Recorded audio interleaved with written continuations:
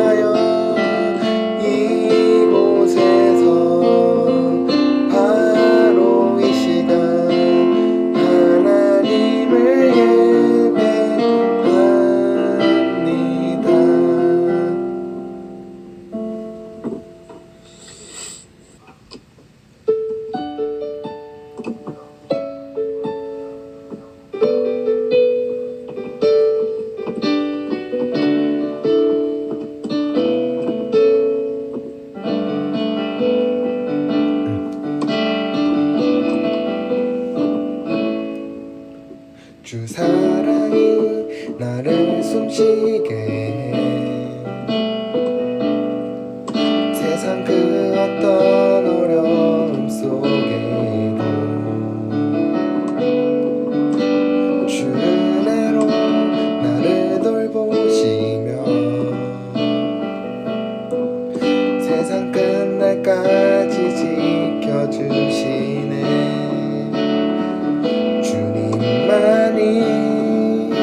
내 아픔 아시며 주님만이 내 맘 어루만지네. 어느 누구도 나를 향하신 주님의 사랑을 끊을 수 없네.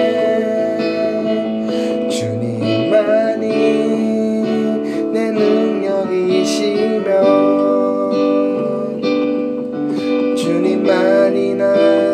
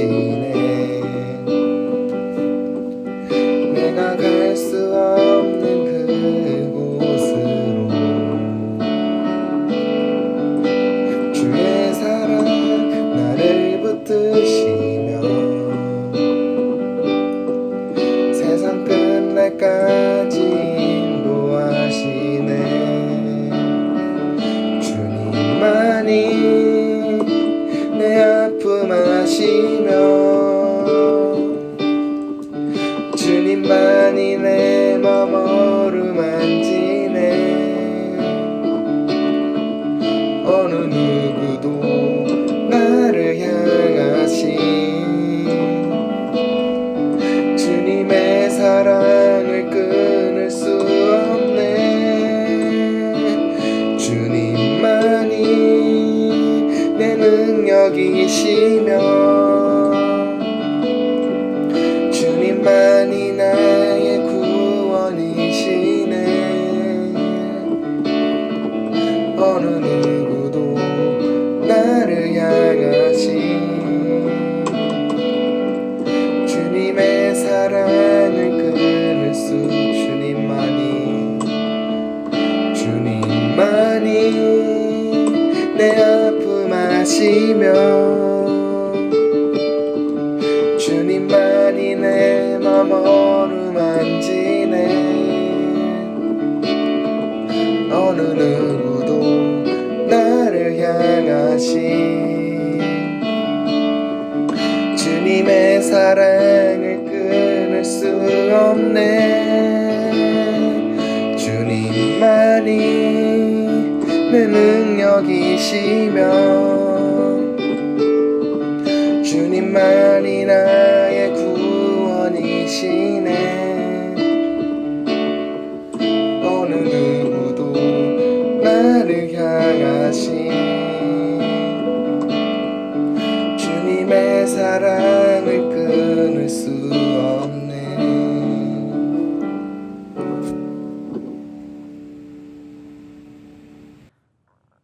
안성훈 형제 나와서 우리를 대표해서 기도해 주시겠습니다. 기도드리시겠습니다. 하나님 아버지, 바쁜 와중에도 이렇게 예배를 드릴 수 있는 시간을 주셔서 감사합니다. 각자의 자리에서 예배를 드리고 있는데 장소에 상관없이 하나님께 온마음 다해 예배 드릴 수 있도록 도와주세요. 현재 코로나로 인해서 온라인 예배를 드리다 보니 전보다 믿음을 지키기 힘들어졌습니다. 이런 어려운 상황에도 하나님을 의지하면서 믿음을 지킬 수 있도록 도와주세요. 전도사님 말씀 전하실 때 전도사님 입을 빌려 말씀하여 주시고 그 말씀이 저희가 일주일간 살아가는 힘이 되도록 해주세요. 예수님의 이름으로 기도드렸습니다. 아멘. 성경 말씀 봉독하겠습니다. 오늘 우리에게 주시는 은혜의 말씀은 시편 23편 1절에서 6절까지의 말씀입니다. 시편 23편 1절에서 6절까지의 말씀을 제가 봉독해 드리겠습니다. 여호와는 나의 목자시니 내게 부족함이 없으리로다. 그가 나를 푸른 풀밭에 누이시며 쉴만한 물가로 인도하시는도다. 내 영혼을 소생시키시고 자기 이름을 위하여 의의 길로 인도하시는도다. 내가 사망의 음침한 골짜기로 다닐지라도 해를 두려워하지 않을 것은 주께서 나와 함께 하심이라. 주의 지팡이와 막대기가 나를 안위하시나이다. 주께서 내 원수의 목전에서 내게 상을 차려주시고 기름을 내 머리에 부으셨으니 내 잔이 넘치나이다. 내 평생의 선하심과 인자하심이 반드시 나를 따르리니 내가 여호와의 집에 영원히 살리로다. 아멘. 하나님의 말씀입니다. 우리가 가진 성경은 두 부분으로 나뉘어져 있습니다. 잘 아시는 대로 신약과 구약입니다. 우리가 지난달부터 여러 주에 걸쳐서 구약 성경에 대해서 살펴보고 있는데 구약 성경이라고 하는 말은 신약 성경을 전제하는 말입니다. 그래서 유대인들은 구약 성경이라는 말을 쓰지 않고 그냥 성경이라고 부릅니다. 신약 성경에 나오는 성경이라는 단어 역시 구약 성경을 가리킵니다. 아직 사도들의 시대에 성경 전체가 완성되지 않았기 때문입니다. 그러면 원래 유대인들은 구약 성경을 뭐라고 불렀을까요? 그들은 성경을 타나크라고 부릅니다. 여기서 타나크는 토라, 율법서, 느비임, 선지서, 케투빔, 성문서 이렇게 해서 이것의 앞글자를 따서 부르는 말입니다. 느비임은 예언자라고 하는 뜻의 나비라는 말의 복수형입니다. 느비임으로 분류되는 책들은 우리가 선지서라고 생각하는 책들뿐만 아니라 여호수아서, 사무엘상하 같은 역사서도 거기에 포함됩니다. 케투빔은 성문서들인데 욥기, 시편, 잠언, 전도서, 아가서 등이 포함됩니다. 이렇게 이 율법서, 예언서, 성문서의 세 묶음을 우리가 구약 성경이라고 부릅니다. 예수님께서는 구약 성경이라고 말씀하시지 않고 성경을 지칭하실 때 마태복음 22장에서는 율법과 선지자의 강령이라고 말씀하셨고 누가복음 24장에서는 또 이르시되 내가 너희와 함께 있을 때에 너희에게 말한 바 곧 모세의 율법과 선지자의 글과 시편이라고 말씀하셨습니다. 여기서 시편이 성문서 전체를 뜻하는 의미입니다. 우리는 신구약 66권 모든 책을 다 하나님의 영감된 말씀으로 믿고 받아들이지만 예수님 당시 유대인들은 토라, 모세오경이 가장 중요한 권위 있는 성경이고 그 다음이 선지서고 그 다음이 성문서라고 생각했습니다. 그들은 나름대로는 근거가 있었습니다. 시편에 이런 말씀이 나옵니다. 74편 9절 말씀에 우리의 표적은 보이지 아니하며 선지자도 더 이상 없으며 이런 일이 얼마나 오래는지 우리 중에 아는 자도 없나이다 이렇게 말씀하고 있습니다. 이 말씀은 분명히 영감으로 쓰여진 성경의 말씀인데 선지자가 없는 시대라고 기록하고 있습니다. 대부분의 선지서들은 여호와의 말씀이 누구에게 임했다라고 이렇게 시작을 하고 그리고 하나님께서 말씀하시기를 하고 기록하고 있습니다. 하나님께서 1인칭 시점으로 말씀하신 내용이 나오는 것입니다. 그런데 시편의 말씀은 지금은 아무도 그렇게 말할 수 없는 시대가 되었다. 선지자가 끊겼다. 하나님께서 말씀하시지 않는 시대. 하늘을 우러러 보아도 말씀을 주시지 않는 그 답답하고 꽉 막힌 시대가 되었다고 말씀하시는 부분도 있는 것입니다. 아이러니한 것은 이스라엘 백성들은 하나님께서 선지자들을 통해서 말씀을 주실 때에 그 말씀 듣기를 싫어했습니다. 하나님이 보내신 선지자들을 거부했을 뿐만 아니라 핍박하고 고문하고 죽이기까지 했습니다. 선지자들이 하나님의 말씀을 전했을 때 듣기 싫으니까 그만 좀 하라고 했습니다. 너에게만 하나님이 말씀하시더냐? 너는 왜 자꾸 불길한 소리만 하느냐? 이상한 말 그만하고 저리 가라고 했습니다. 그러다가 화내고 짜증내고 그러다가 선지자들을 죽이기까지 했습니다. 그런데 그 선지자들의 음성이 사라져 버렸을 때에 그들은 망해버렸고 하나님의 음성이 들리지 않았을 때에 나라가 멸망하고 모두가 노예 상태가 되어버렸습니다. 하나님 말씀의 기근이 찾아왔을 때 42편 시편 42편 1절 말씀처럼 하나님이여 사슴이 시냇물을 찾기에 갈급함같이 내 영혼이 주를 찾기에 갈급하나이다. 이렇게 고백했습니다. 목이 말라서 죽을 것 같은 상황인데 하나님의 말씀을 듣기가 어렵다고 고백한 것입니다. 그리고 내 영혼이 하나님 곧 살아계신 하나님을 갈망하니 내가 어느 때에 나아가서 하나님의 얼굴을 배울까? 사람들이 종일 내게 하는 말이 내 하나님이 어디 있느냐 하오니 내 눈물이 주야로 내 음식이 되었도다 하고 고백합니다. 하나님이 없는 것 같다고 많은 사람들이 말하던 시대, 심지어는 하나님께 신실하게 살려고 하는 사람들이 조롱받던 시대에도 신실하고 경건한 사람들은 묵상하고 찬송했습니다. 그들은 자신의 처지를 하나님께 말씀드리면서 기도하고 찬송하기도 했지만 주로 믿음의 선진들이 남겼던 찬양과 기도를 모았습니다. 그 찬양을 따라서 자신의 찬양, 자신의 기도와 예배를 드렸던 것입니다. 그것이 시편입니다. 지금 우리의 예배와 기도는 사도신경과 주기도문 외에는 공예배 때 그때마다 다른 기도를 드리지만 오랜 기독교의 역사에서는 공동 기도문으로 기도드리는 그런 정통도 있었습니다. 특히 시편의 말씀을 통해서 기도 드리는 것이 좋습니다. 우리 주님께서도 시편을 암송하셨습니다. 심지어 십자가에 달리셨어도 내 하나님이여 내 하나님이여 어찌하여 나를 버리셨나이까 이렇게 말씀하셨는데 그 말씀 역시 시편 22편 1절의 말씀입니다. 살이 찢기고 피가 쏟아지는 가운데서도 우리 주님께서는 시편을 말씀하셨습니다. 그리고 여러 가지 말씀 중에서도 자주 시편의 말씀을 인용하셨습니다. 예수님 당시의 유대인들은 성경의 언어들을 잘 알고 있었습니다. 성경의 언어들이 그들의 생활을 지배했다고 볼 수도 있습니다. 언어는 사고를 지배합니다. 요즘 우리가 사용하는 언어에는 1, 20년 전에는 생각지도 못하던 말들이 많이 들어와 있습니다. 특별히 요즘에는 게임과 관련한 언어들이 정말 많이 사용되고 있는 것 같습니다. 청년 여러분들도 많이 쓰는 것 같습니다. 여러분들 다 어그로 끈다 하는 말들 다 아시죠? 줄임말들도 많이 사용합니다. 제가 회사 다닐 때 회의가 쓸데없이 길어지니까 직원 한 명이 갑자기 밥탐합시다 해놓고는 깜짝 놀라는 경우가 있었습니다. 자기도 모르게 이제 나왔던 말 같은데 무슨 말인가 했더니 밥 먹는 타임, 시간을 가지자는 말이었습니다. 게임하는 사람들이 자주 쓰는 말이라고 하더라고요. 그런데 이런 언어적 습관들은 사람의 생각에서도 나오지만 반대로 언어가 생각에도 영향을 미칩니다.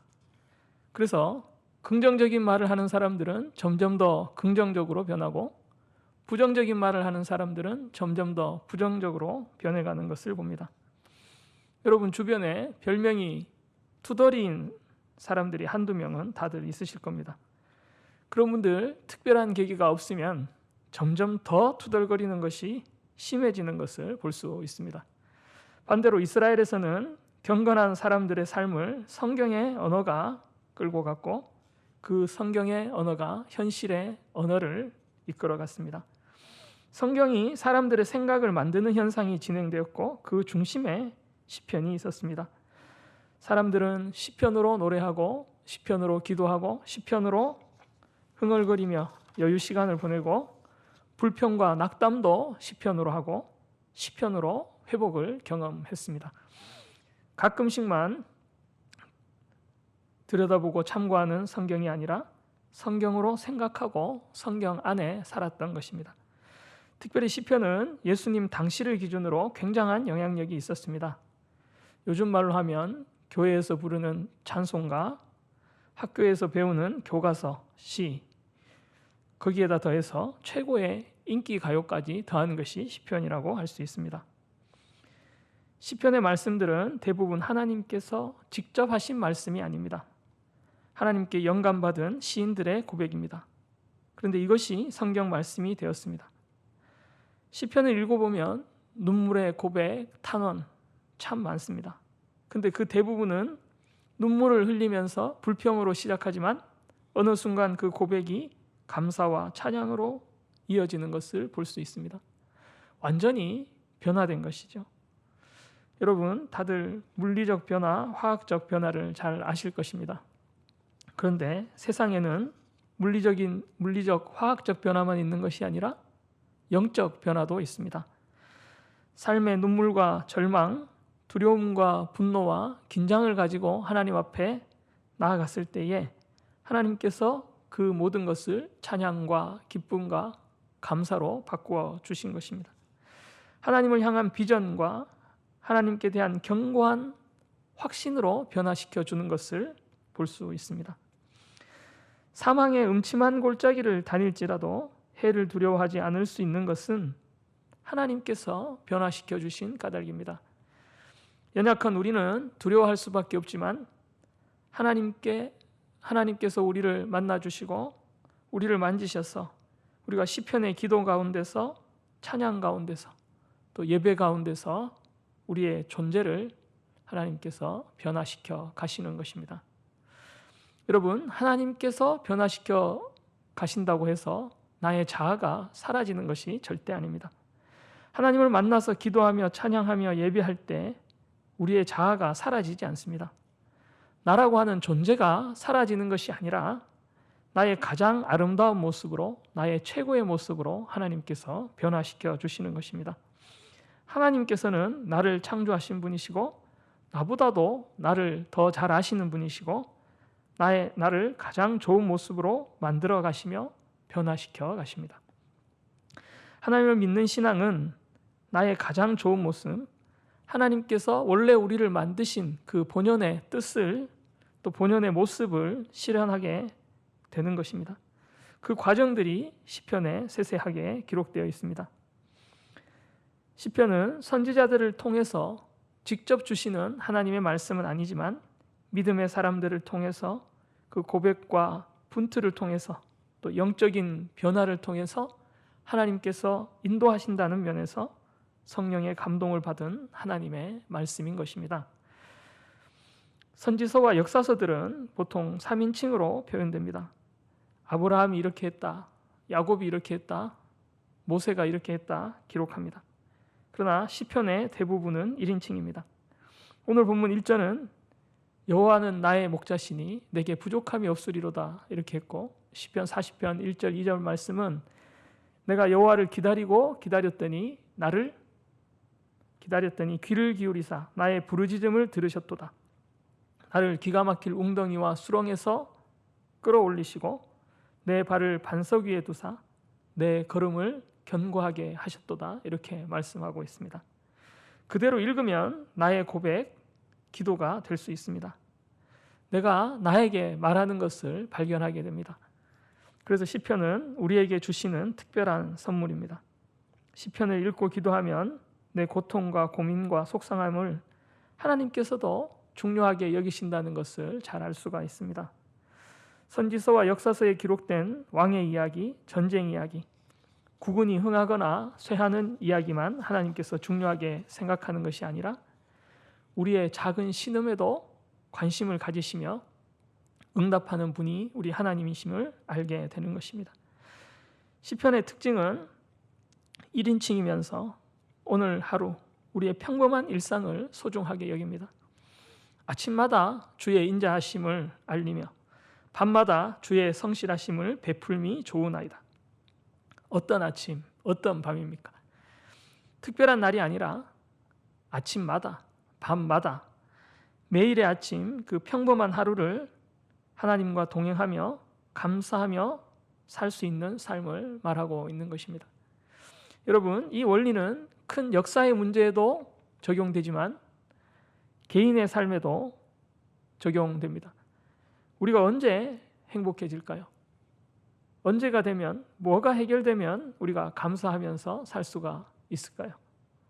남북이 통일되면, 우리 사회가 더 깨끗하고 맑아지면, 경제가 좋아지면, 혹은 내가 시험에 합격하거나 성공하면, 아니면 좋은 사람 만나서 결혼하면 행복해질까요? 코로나가 끝이 나면 행복해질까요? 물론 우리 모두가 다 바라는 일들이고 이런 일이 생기면 기쁘고 행복할 것입니다. 그러나 그때는 또 그때만의 고민과 어려움이 있습니다. 기다리는 날들, 오늘도 하나님 안에서 살아가는 날들입니다. 여러분, 오늘 행복할 수가 있습니다. 우리가 졸린 눈을 비벼가면서 열심히 공부해야 할 때가 있고 누릴 것을 나중으로 미루고 절약해야 할 때가 있습니다. 놓치지 말아야 할 것은 그 날들도 우리의 소중한 인생의 일부라는 것입니다. 진짜 내 인생은 취직해야 시작하는 것이고 지금은 준비 과정이다 이렇게 생각하면 안 됩니다. 오늘도 소중한 우리 인생의 일부라는 것을 우리가 인식하고 있어야 하는 것입니다. 힘든 일이 다 끝나고 복이 오는 것이 아니라 힘든 가운데서도 감사하며 또 충만하게 살 수 있는 이 능력이 믿음입니다. 그래서 성경을 전체적으로 보면 3인칭으로 표현되는 그 객관성과 1인칭으로 표현되는 개인성, 3인칭의 역사성과 1인칭의 일상성이 다 있습니다. 그리고 이것을 함께 붙잡을 수 있어야 균형 잡힌 신앙이 되는 것입니다. 시편의 말씀에 이어서 나오는 잠언은 일상성과 보편적인 것에 대해서 말씀하고 있습니다. 잠언은 오늘의 그리스도인들이 세상과 소통하고 생활의 지혜를 나누면서 건강한 상식과 공동선을 추구하면서 살아갈 수 있도록 돕습니다. 하나님의 계시를 분명히 중심에 두지만 인간의 경험에서 나온 지혜, 어떻게 보면 불신자들의 지혜도 포함하고 있습니다. 그것을 배제하지 않습니다. 지혜 문학은 이스라엘의 신앙이 자기 민족의 신앙 유산에만 배타적으로 집중하지 않고 열린 자세를 갖고 있음을 보여주고 있습니다. 노하기를 더디하는 자는 용사보다 낫다는 말씀이 있습니다. 세상에서도 이런 말 많이 합니다. 마른 떡 한 조각만 있고도 화목하는 것이 제육이 집에 가득하고 다투는 것보다 나으니라는 말씀이 있습니다. 많이 들어보신 말씀이죠. 가화만사성과 같은 의미입니다. 말이 많으면 허물을 면하기 어렵다는 말씀도 있습니다. 말이 많으면 궁지에 몰린다고 하는 다은 사건과 비슷한 의미입니다. 굳이 성경이 아니어도 인간의 경험과 경륜으로 알 수 있는 지혜들도 포함하고 있다는 것을 알 수 있습니다. 그래서 성경이 우리에게 가르치는 것은 하나님에 대해서, 구원에 대해서, 성경의 진리에 대해서는 확고하게 그 뜻을 붙잡아야 하고, 진리에 있어서는 한치의 양보도 없어야 하겠지만 그렇지 않은 영역, 세상의 지혜를 그리스도인들이 존중하며 살아야 한다는 것입니다. 우리가 때로는 의사의 말도 들어야 하고 과학자의 말도 들어야 합니다. 경제학자, 사회를 분석하는 사람들의 말도 존중해야 합니다. 성경도 세상의 지혜를 어떤 영역에서는 존중하라고 가르치고 있다는 사실을 우리가 알아야 하는 것입니다. 잠언은 진리의 보편성을 가르칩니다. 그리고 분위기를 보면 대체로 긍정적이고 낙관적입니다. 잠언 말씀을 읽어보면 정신 차리고 바르게 살면 잘 될 것이다 라는 생각이 듭니다. 그런데 욥기나 전도서를 보면 좀 다릅니다. 나에게 왜 이런 일이 일어나는가 하고 좌절할 때에 욥기는 침묵해라, 가만히 있어라, 억지로 감사해라 이렇게 말씀하시지 않습니다. 하나님께 따지는 그 욥의 모습을 통해서 하나님께서는 그것까지도 허용하신다는 것을 보여줍니다. 전도서는 헛되니 모든 것이 헛되도다 기록합니다. 내가 왕까지 해봤는데, 내가 세상에서 가장 부자로 살아봤는데, 수많은 여자들을 거느리고 내 맘대로 하면서 다 해보고 살았는데 헛되다라는 것입니다. 소중한 통찰을 말씀하고 있습니다. 그런데 전도서는 소중한 통찰이지만 그 자체로 온전한 진리라고 보기는 어렵습니다. 전도서 저자가 신약 성경을 알지 못한 상태에서 이 땅에서의 일을 헛되다고 평가했기 때문입니다. 전도서가 우리에게 주는 가장 큰 도전은 예수님의 삶과 죽음과 부활에 관한 그 복음을 통해서 결코 우리의 수고가 주 안에서 헛되지 않다는 것입니다. 고린도전서 15장 58절은 그러므로 내 사랑하는 형제들아 견실하며 흔들리지 말고 항상 주의 일에 더욱 힘쓰는 자들이 되라. 이는 너희 수고가 주 안에서 헛되지 않은 줄 알미니라 했습니다. 헛되다는 말씀과 헛되지 않다는 말씀이 성경에 다 있습니다. 뭐가 맞을까요? 둘 다 맞는 말입니다. 예수 없이는, 영원한 생명 없이는 세상에서 무엇을 얻어도, 어떤 성취가 있어도, 아무리 높은 자리에 올라가고 많은 쾌락을 누려도 그것 자체로는 헛되다는 말이 맞습니다. 진리입니다. 그러나 그 진리는 잠정적인 진리입니다. 예수님께서 계시기 때문에, 예수님께서 부활하셨기 때문에 예수님의 부활, 이 새 세상 안에서는 우리의 작은 수고들이 하나님께 기억되고 새 하늘과 새 땅을 향해 가기 때문에 헛되지 않다는 것입니다. 전도서는 진리이지만 잠정적인 진리입니다. 어떤 면에서 구약 성경 전체가 그렇습니다. 구약은 신약을 간절히 기다리며 신약에 가서야 그 메시지가 온전히 이해되며 성취되는 말씀들입니다. 우리가 여러 주 동안 구약의 말씀들을 살펴보았는데 이것을 한 문장으로 표현하면 뭐라고 할 수 있을까요? 하나님은 신실하시나 사람은 신실하지 못하다, 이렇게 한 문장으로 표현할 수 있습니다. 하나님의 신실하심을 구약 성경은 처음부터 끝까지 말씀하고 있습니다. 하나님의 신실하심이 구약 전체의 주제입니다. 아담도 노아도 다윗도 성공하지 못했지만 하나님께서는 언약에 신실하셨습니다. 이스라엘 백성들이 우상 숭배하고 하나님께 불평을 하고 거역하고 불순종하고 약속의 땅을 얻고서도 부패하고 패역한 행동을 했지만 하나님께서는 끝까지 신실하셨습니다. 하나님께서 신실하다고 하는데 그게 어디 있느냐? 우리의 현실의 삶은 왜 이런가에 대한 그 구약의 많은 질문들에 대한 대답이 그리스도의 십자가, 그리스도의 복음과 부활입니다. 구약 성경 전체가 이 복음을 향해 있고 복음을 기다리고 있습니다.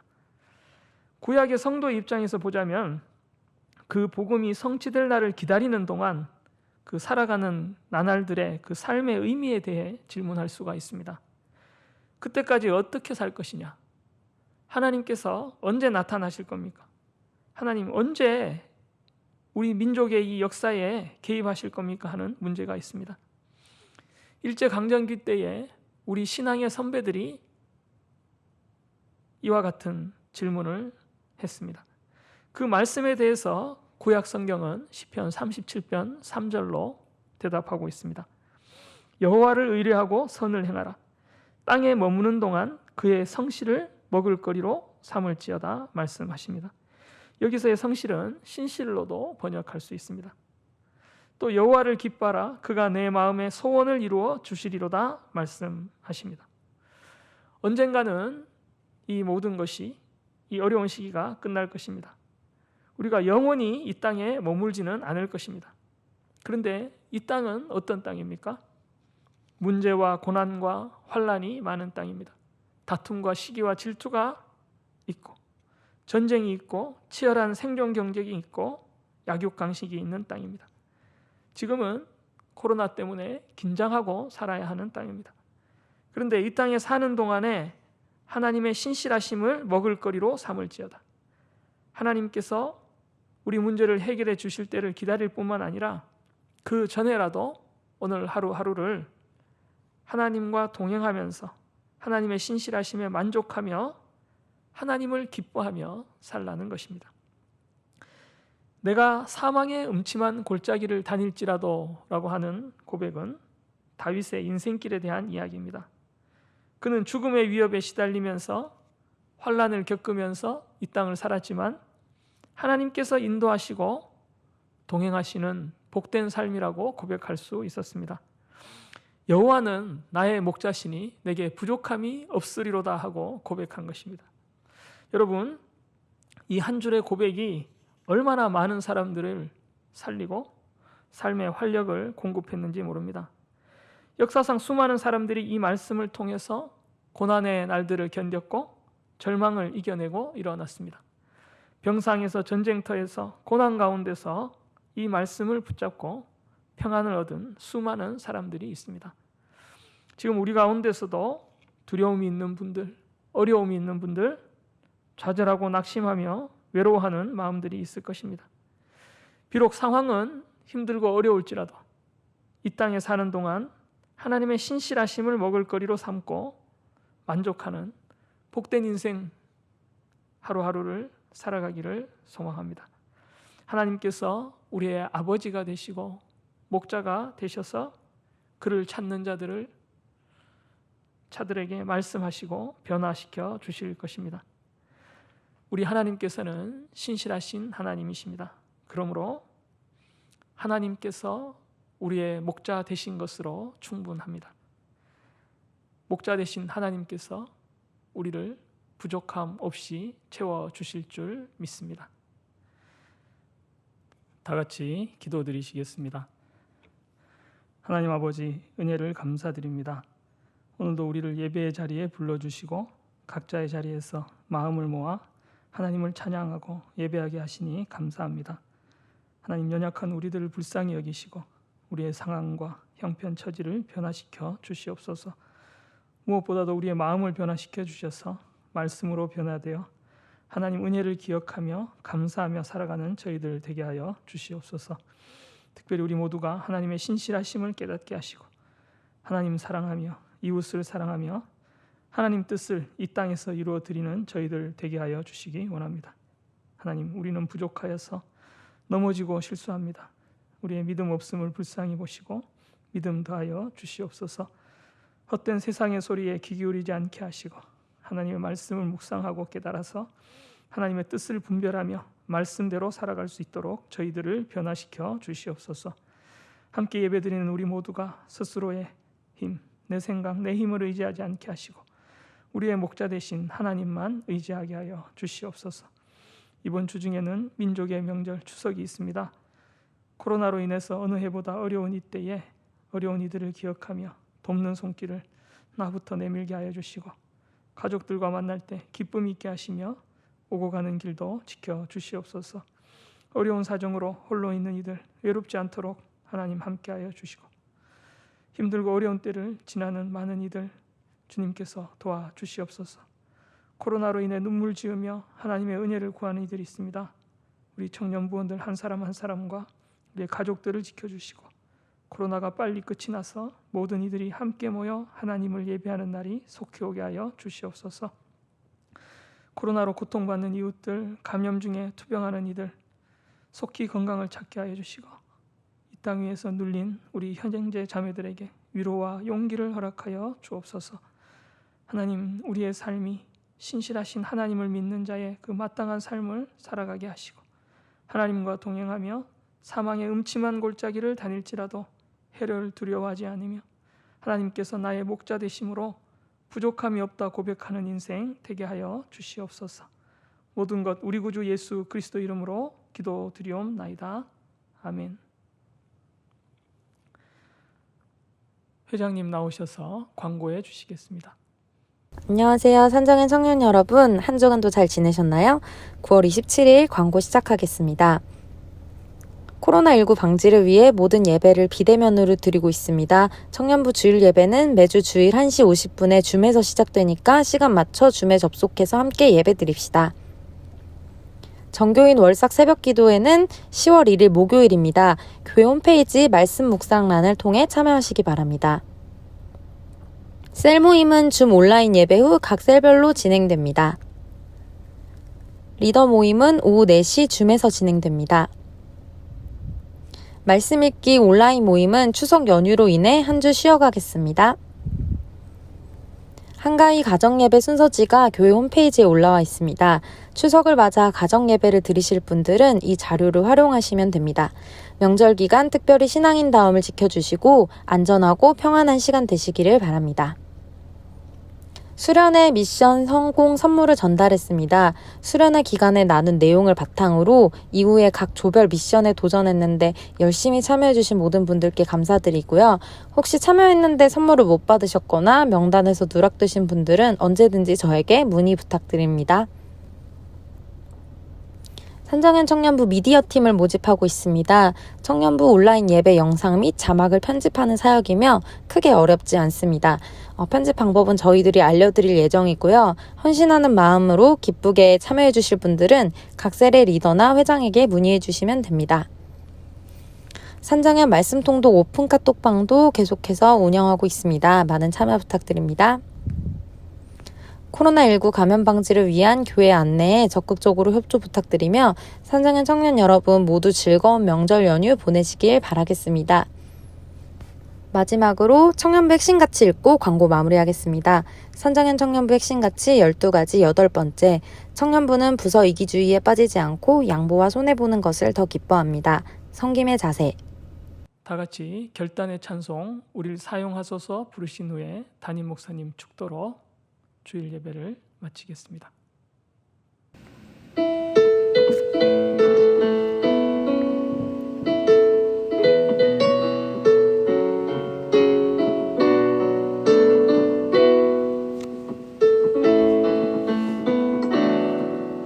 우리에겐 소원이 하나 있네. 주님 다시 오실 그날까지 우리 가슴에 새긴 주의 십자가 사랑 나의 교회를 사랑케 하네. 주의 교회를 향한 우리 마음, 희생과 포기와 가난과 고난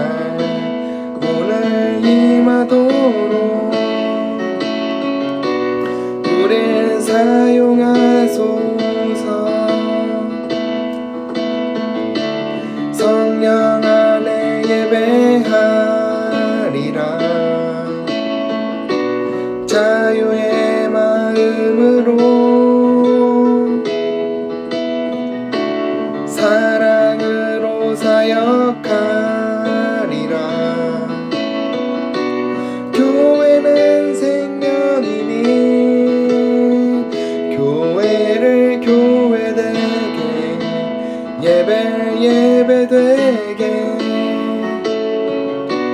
우릴 사용하소서. 진정한 부흥의 날 오늘 임하도록 우릴 사용하소서.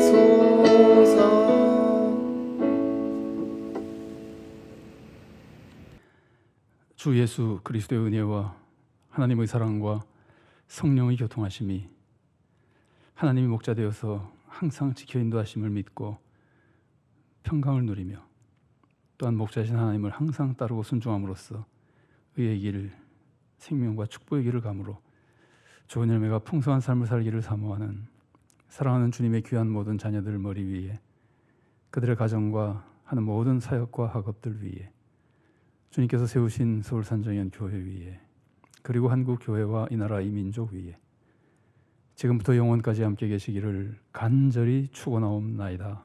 아멘.